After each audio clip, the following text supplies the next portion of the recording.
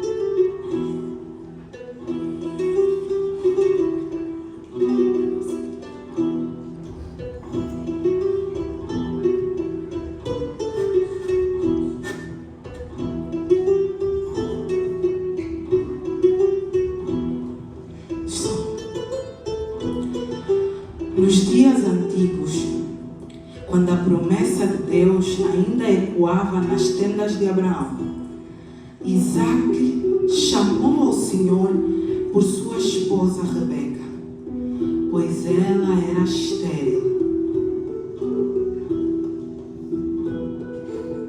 E o Senhor ouviu a oração do justo. O ventre antes vazio começou a pulsar com vida. Mas aquela vida não trazia apenas filhos, trazia um destino. Rebeca sentiu algo incomum dentro de si. As crianças lutavam em seu ventre e ela perguntou ao Senhor: Se for assim, por que vivo eu? E o Senhor respondeu: 2 nações há no teu ventre, e 2 povos se dividirão das tuas entranhas. Um povo será mais forte que o outro, e o maior servirá ao menor. O tempo se cumpriu, meses se passaram e nasceram os gêmeos.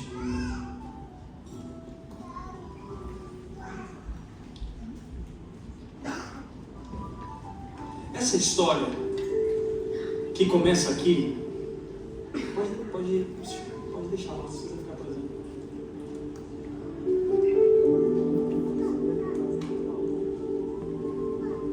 Essa história que iniciou, que nós vamos continuar, é uma história que está escrita na palavra de Deus, na Bíblia, em Gênesis. E a ênfase dessa história é a história de dois irmãos, Jacó e Esaú, que a sua mãe estava grávida. E na sua gravidez, no parto, a Bíblia diz que as duas crianças que simbolizavam dois povos estavam brigando dentro de si para saber quem nasceria primeiro. Mas por que eles brigavam? Qual que é a importância? Naquela época, havia algo que se chamava primogenitura, que era o primeiro. O irmão mais velho, o primeiro, herdaria então, depois do pai, todas as bênçãos. Por isso que era muito importante naquela época, o filho que nascia primeiro. Aquela mãe então estava grávida de dois rapazes, como nós vimos aqui. E no dia do parto, a Bíblia relata que aqueles dois brigavam para saber quem nasceria primeiro, quem seria o primogênito e herdaria tudo do pai. A primogenitura dava a bênção não só de ganhar todas as coisas, mas também de governo. Ele também governaria sobre a família na ausência do pai. Um chamava Esaú, o outro chamava Jacó. A Bíblia diz então que no meio dessa briga no ventre, Esaú nasce primeiro, com Jacó agarrando o seu calcanhar. Mas essa bênção aconteceu primeiro com Esaú. Esaú então se tornou o irmão mais velho. E esses dois então cresceram nessa casa. Uma casa próspera, grande. Mas Esaú era o irmão mais velho, primogênito. E desde novo, eles já tinham pequenos conflitos por causa disso. Jacó então nasce com um significado. O seu significado é enganador. Mas Jacó também nasce num ambiente onde ele viu Esaú, que nasceu entre aspas juntos, mas nasceu primeiro e herdaria toda a bênção da primogenitura. Os dois cresceram, se desenvolveram, se tornaram adultos. E essa história que começou no ventre da mãe foi desencadeando ainda mais em conflitos ainda maiores. Vamos entender um pouquinho mais dessa história?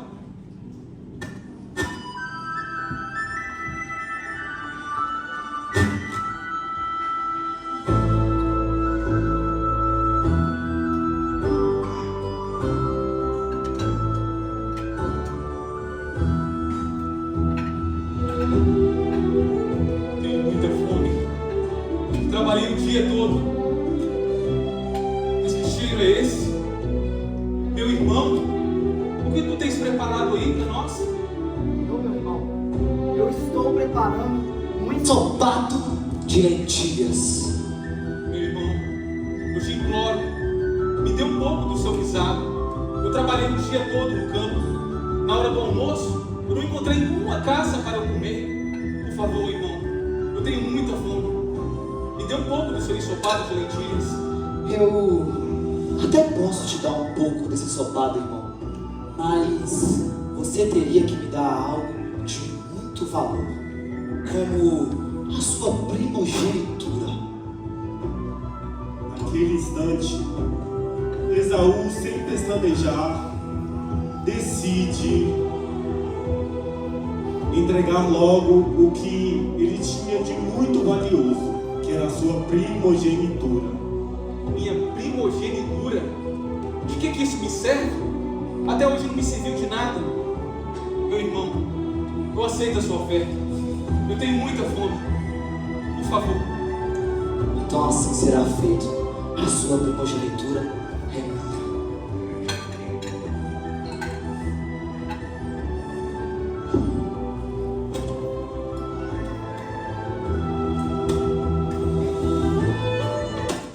Essa história então continua, e como eu disse, a primogenitura era algo muito valioso naquela época.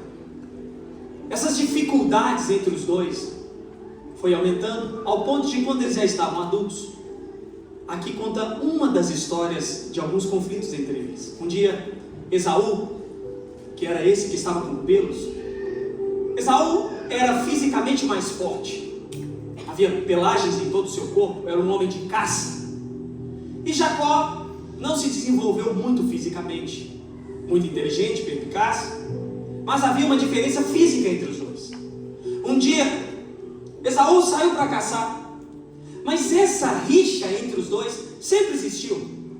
Na verdade, Jacó sempre desejou a bênção da primogenitura, como eu falei. E o que aconteceu aqui foi que um dia Jacó percebeu a fragilidade de um momento. O que aconteceu? Esaú, chegando de uma caça, cansado, com fome, percebeu que seu irmão Jacó tinha preparado um prato de comida, lentilhas. Então Jacó percebeu que ali estava a oportunidade de reivindicar a bênção da primogenitura. O que era aquilo? O que eu havia explicado. A bênção das posses, bênçãos, um lugar de posição, de governo.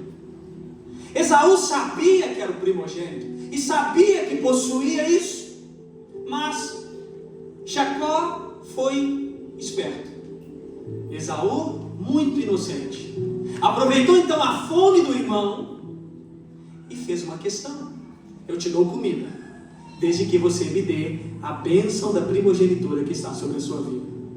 Esaú parece não se importar muito com isso, a fim de responder à necessidade do seu corpo.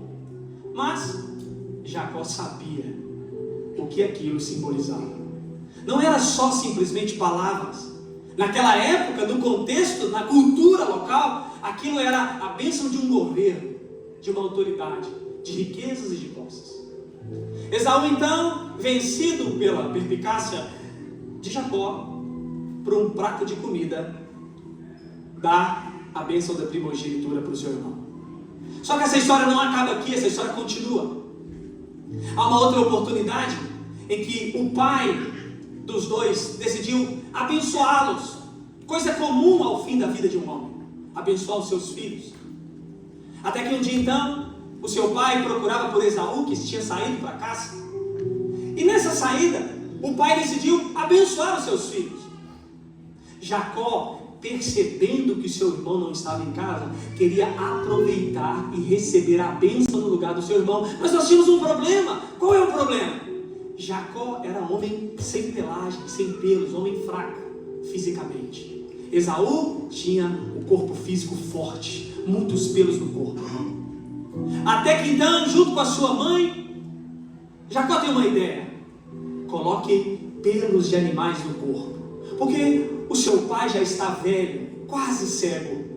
Ele vai querer identificar o seu irmão pelo toque. Até que então, o seu pai chama Esaú. E quem é que vai no lugar? Esaú não estava, estava caçando. Jacó vai.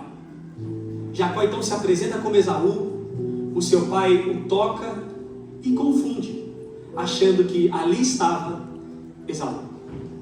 E então, naquele dia, o pai dos dois liberou a bênção sobre Jacó. Jacó enganou seu pai. Jacó simplesmente fingiu ser seu irmão. Fingiu ser alguém que não era. Mas recebeu ali a bênção do pai. Perceba aqui comigo que Jacó, desde muito novo, já carregava alguns traços estranhos de engano. Em Gênesis diz que Jacó não fez isso sozinho, mas fez junto com a sua mãe. Mas você percebe que Jacó tinha o hábito do engano. Enganou seu irmão, enganou seu pai, a fim do seu próprio benefício. Na verdade, então, o que acontece é que Jacó é visto como um homem que tem um nome. Não Jacó, mas um homem enganador.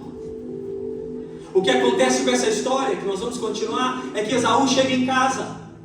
E ao chegar em casa, percebe que a bênção que era dele foi roubada, tomada pelo enganador Jacó em relação ao seu pai. E Esaú então faz uma promessa.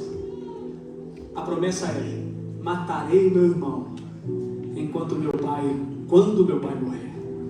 A sua mãe Rebeca sabia que isso poderia acontecer e diz a Jacó: fuja, vai embora, porque quando o seu irmão retornar, certamente irá querer matá-lo. A Bíblia diz então que Jacó foge, debaixo de uma promessa do seu irmão Esaú: o matarei quando meu pai morrer.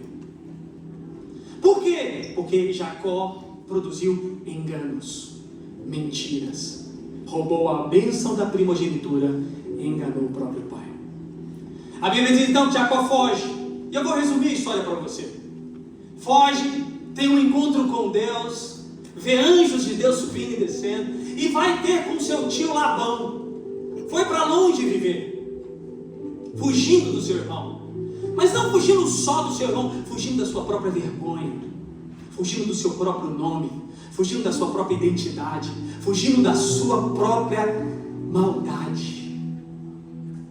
Aquele lar que era feliz se tornou um caos, porque Jacó decidiu então enganar sua própria família. A Bíblia diz então que ele vai para Labão, e muita coisa acontece lá, muita coisa. Ele casa com uma mulher, trabalhou durante 7 anos para casar com uma, foi enganado. Depois casou mais 7 anos para casar com outra. E nesse todo tempo foi roubado por Labão, enganado. Parece que a vida retribuiu para Jacó tudo aquilo que ele mesmo semeou. Ele encontrou um Labão que retribuiu, entre aspas, para Jacó tudo aquilo que ele havia semeado. Só que há uma questão na vida de Jacó.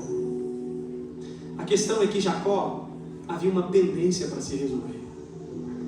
Por mais que ele já tinha ficado riquíssimo com Labão, já tinha casado, filhos, uma história, algo dentro de Jacó ainda não estava resolvido.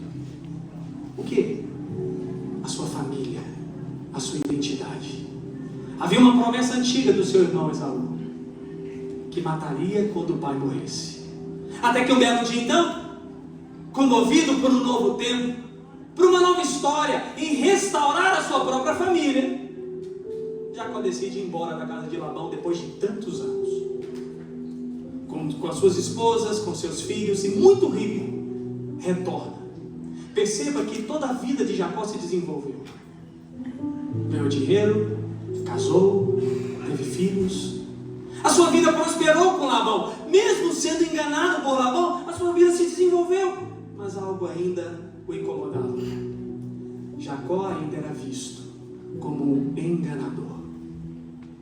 E aí, ele então decide voltar para casa.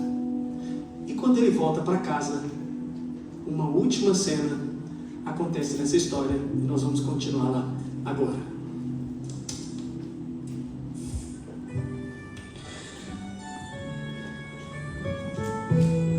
Em uma certa noite, ao lidar com sua própria natureza, Jacó olha para si mesmo e diz: Senhor, eu tenho medo de voltar para minha cidade natal. Eu temo que o meu irmão está furioso, porque eu enganei ele, e ele tenho certeza que ele quer me matar. Eu roubei a sua primogenitura. Eu conquistei posse, Senhor. Eu ganhei riquezas, mas há um vazio dentro de mim, um vazio que eu não consigo explicar. Senhor, eu não só enganei o meu irmão, como eu também enganei o meu próprio pai, Senhor. Não.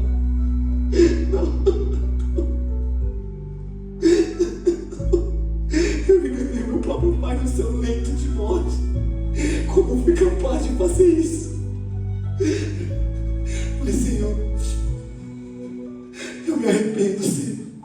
Eu me arrependo de todas as mentiras. Eu me arrependo. Eu não quero carregar esse vazio.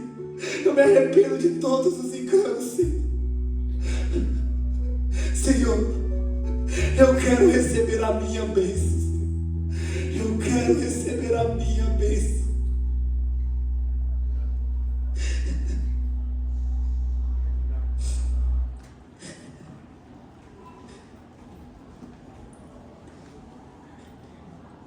E naquele momento, andava no vale de Jaboque um homem misterioso.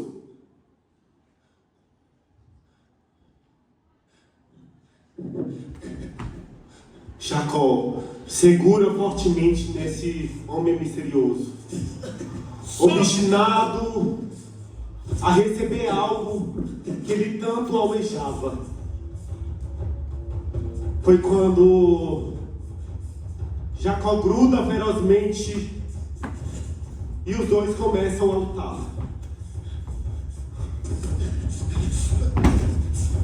Solte-me! Não! Solte-me! Não!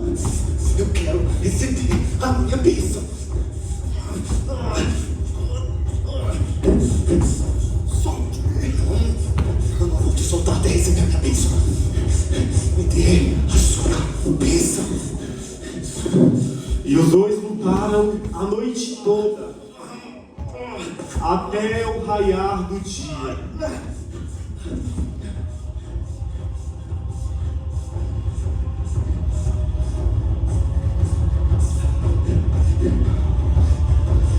E o anjo lhe pergunta: Qual o seu nome? Meu nome é Jacó. Jacó. O enganador.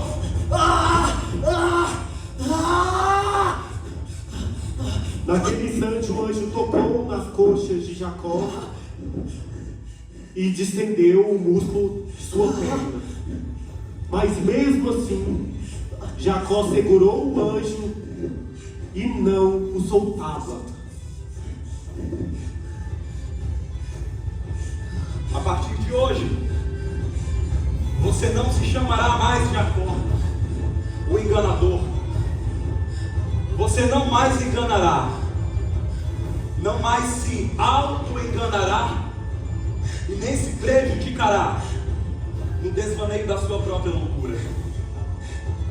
Eu te abençoo. Toda a sua descendência será igualmente abençoada. Você lutou com homens e com anjos e você venceu. Você se chamará Israel. Você nasceu para reinar com Cristo. Você é um vencedor. E naquela noite, Jacó levanta um altar naquele lugar e coloca o nome de Peniel, o lugar onde ele encontrou Deus face a face e teve a sua vida transformada.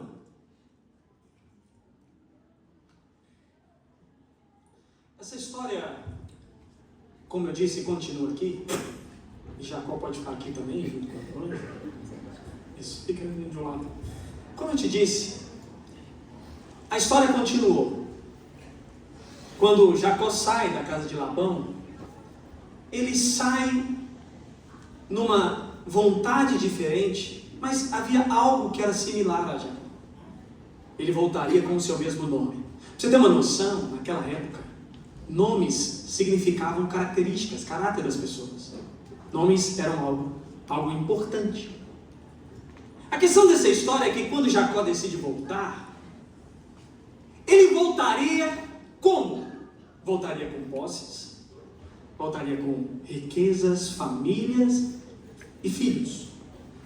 Mas há algo. Ele voltaria para casa com o mesmo nome. E como eu te contei toda essa história, o nome Jacó é visto como o nome de alguém que engana. Como voltar para casa com o mesmo nome? Como voltar para casa na mesma intenção?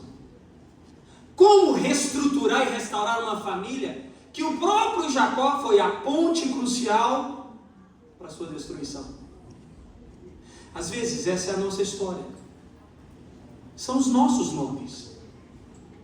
Às vezes nós temos nomes porque já fizemos algo para alguém. Nomes que foram colocados invisivelmente, mas nós sabemos que possuímos. Nomes de engano, de mentiras, de adultérios, traições, assassinatos, não sei. Mas a verdade é que junto com os nossos erros, o nome é carregado também com a gente. Eu não estou aqui para acusar qual era o seu nome, porque essa história termina bem. Mas até então, antes de Jacó se encontrar com o anjo, ele retornaria com o mesmo nome. E aqui você tem que entender a beleza da história bíblica. O que a Bíblia realmente está querendo ensinar e dizer? Porque Jacó retornaria como para casa? Ok, Jacó, prosperou, avançou, cresceu, mas você continua sendo Jacó. Você não olhou no espelho ainda? Não percebe que tudo externamente mudou, mas aqui dentro ainda possui uma acusação de saber o que você fez com o seu pai? Você enganou seu pai, Jacó. Você enganou seu irmão. Você fugiu de casa, está anos fora.